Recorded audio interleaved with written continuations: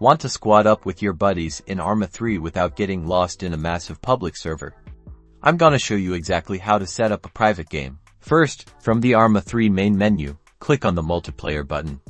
This is where all the magic begins for getting your friends in the same game.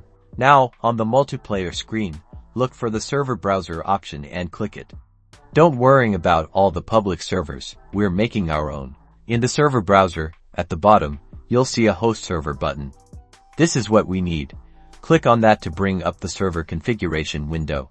Alright, here you can customize everything. Choose your mission from the drop-down menu. Give your server a name, something recognizable for your friends. Most importantly, set a password. This prevents random people from joining your game. Make sure to share this password with all your friends. Once you've configured everything to your liking, hit that start button. This will launch your server and load you into the selected mission. Have your friends open their server browser and filter for local servers.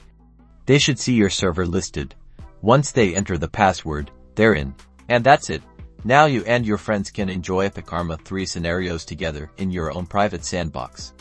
Have fun storming the castle.